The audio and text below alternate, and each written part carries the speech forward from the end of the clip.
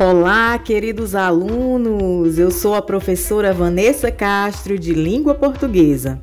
Na aula de hoje, estudaremos o descritor de número 8 da matriz de referência do SPAES. Vem comigo! Nesse descritor, avalia-se a sua habilidade de construir conhecimento sobre o conteúdo do texto sem se aprofundar na leitura.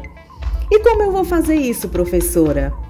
Você vai analisar os elementos textuais, ou seja, você vai analisar tudo que acompanha o texto, como o título, as imagens, as informações complementares, a organização do texto na folha e as referências, que são aquelas informações escritas logo abaixo do texto. A partir dessa observação, você vai conseguir construir o conhecimento sobre o conteúdo do texto. É como uma predição, uma inferência, ou seja, você vai olhar os elementos que acompanham o texto e formular suas hipóteses sem ler o texto em si. Depois, quando a leitura for realizada, você poderá revisar ou confirmar as suas hipóteses, as suas conclusões iniciais sobre o texto. Uma hipótese sobre o texto é uma expectativa antecipada que o leitor forma a respeito do conteúdo do texto antes de lê-lo. Essa análise se baseia nos títulos, legendas, imagens e pistas gráficas que confirmarão ou não as suas hipóteses. Vamos aos nossos exemplos? Questões comentadas. Questão 1. O título sugere que o assunto principal do texto é: letra A velocidade de descida da água das chuvas. Letra B, o deslizamento que ocorre no solo. Letra C, o formato das raízes das plantas. Letra D, a importância das plantas na proteção do solo.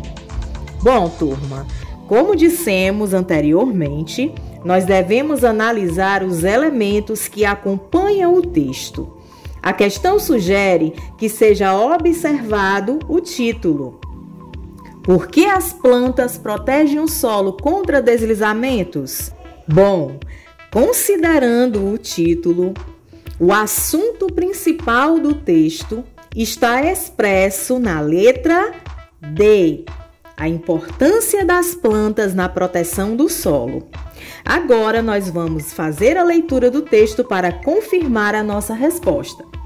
Por que as plantas protegem o solo contra os deslizamentos? Por quê? Ora, porque as plantas são protetoras naturais do solo. Sem elas, o desgaste é acelerado. As plantas protegem o solo com suas raízes, que crescem e se entrelaçam debaixo da terra, criando uma tela natural bastante resistente. Plantas maiores, como as árvores, funcionam como um guarda-chuva natural, evitando que a água penetre diretamente no chão e provoque buracos. Além disso, as plantas grandes costumam ter raízes mais grossas e profundas que agem, digamos, como âncoras e seguram fortemente as camadas do solo. Plantas rasteiras, por sua vez, diminuem a velocidade de descida da água da chuva, evitando que ela arraste as partículas do solo. Imagino que você observou que todas as informações fornecidas pelo texto confirmam a nossa resposta. E o assunto principal desse texto é a importância das plantas na proteção do solo. Próxima questão. Questão 2.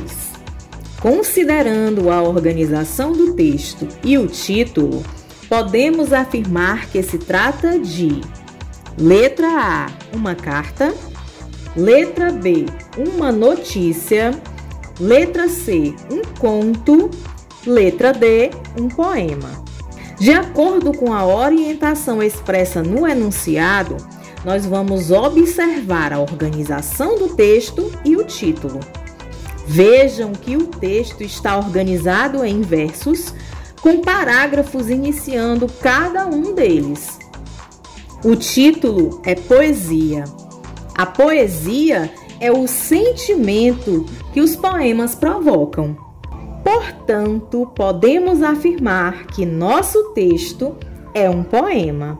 Resposta correta, letra D. Vamos fazer a leitura para confirmar a nossa resposta.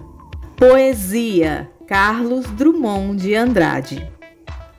Gastei uma hora pensando um verso que a pena não quer escrever.